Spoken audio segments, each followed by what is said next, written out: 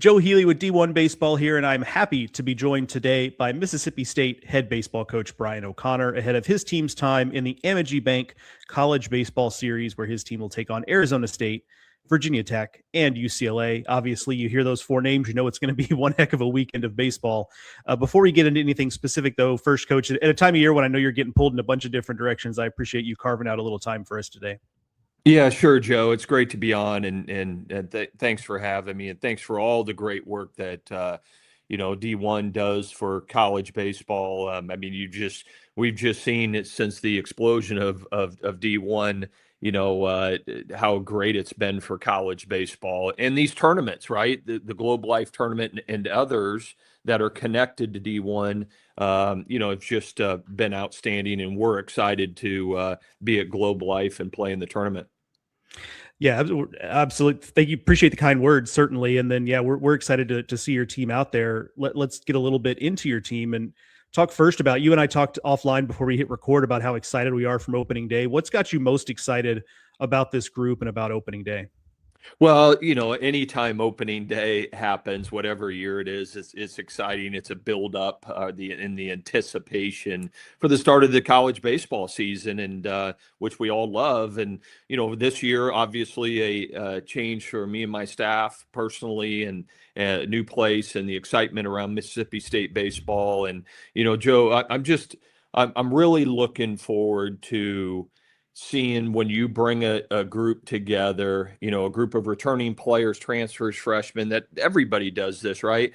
Every coach is excited to see, how do they respond, right? I mean, you're watching them every day in practice. You feel like you're pretty good, right? You like your skill. I like the skill of our ball club. I like the way that they work. I'm just excited to see, how do they handle the moments, right? How do they handle the moments when the wins and losses matter, right? The big play, right? 2 outs, runners in scoring position, your shortstop, making that play and getting your team off the field, or, that clutch hit or that clutch block behind the plate. We've all been doing this, the skill work in the preparation. All these teams have. And now I'm excited to see our Mississippi State ball club, go out and do it.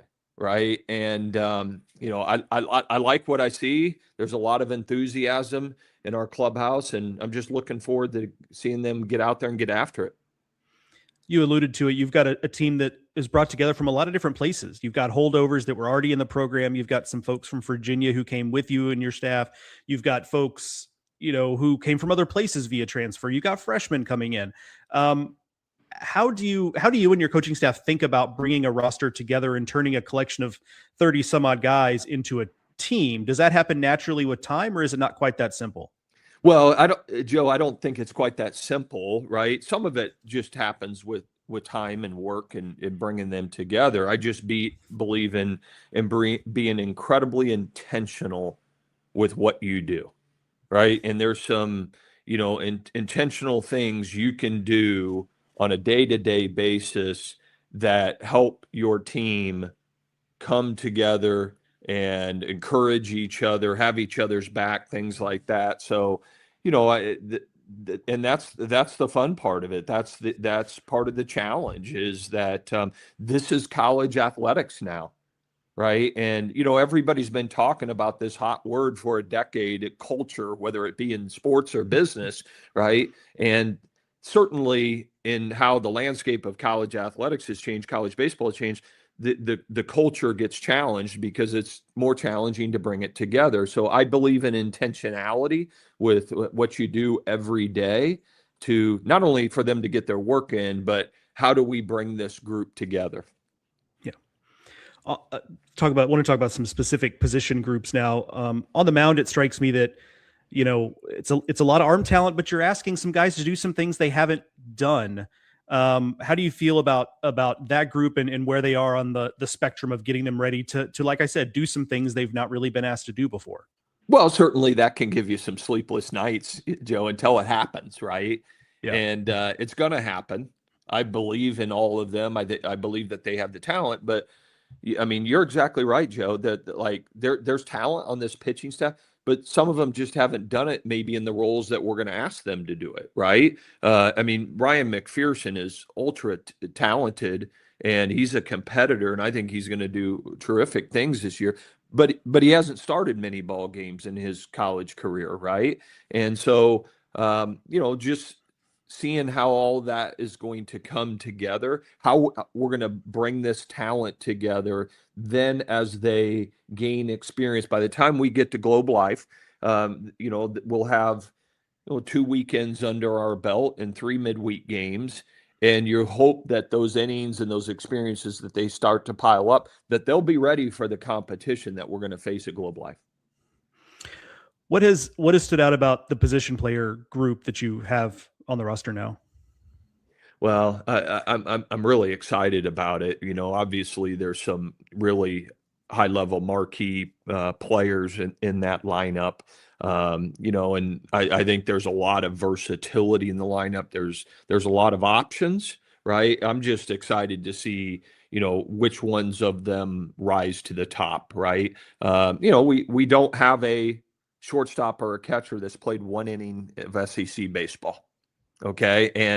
But that's exciting. I think there's talented enough players to be able to do it.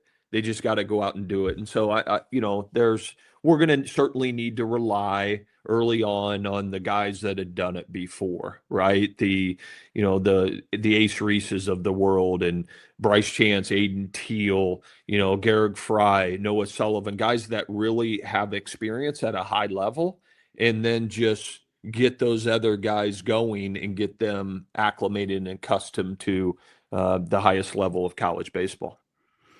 My last thing for you is just kind of about scheduling a tournament like this. You're no stranger to playing in difficult environments. Your teams at Virginia challenged themselves, now at Mississippi State, playing in this tournament at Globe Life Field. Why is that important, and what do you expect your team to get out of it, kind of regardless of what the record says by the end of the weekend?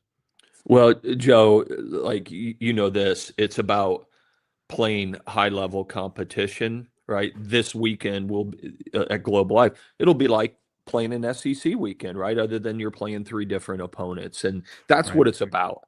It's about seeing your team in a incredible venue, right? And the memories that those players have playing in that venue, right? And then the other team in the other dugout being really, really good. And it gets to the point that you got to play great baseball at Globe Life. If not, you won't win the games, right? And that's why you do it, to put your team in situations that we've got to be at our best to be a winner at the end of the day, right? And so that's why I do it. And you make your team maybe a little bit uncomfortable, right? Leading into Globe Life, we'll have played in Duty Noble Stadium every game, okay? And you get out of your comfort zone, and it's going to be a great test for Mississippi State baseball.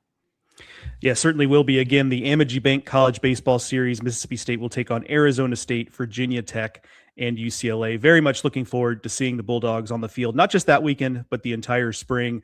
Head coach Brian O'Connor, thank you so much for joining us today, and good luck the rest of the way this spring. Thanks, Joe. Thanks for having me.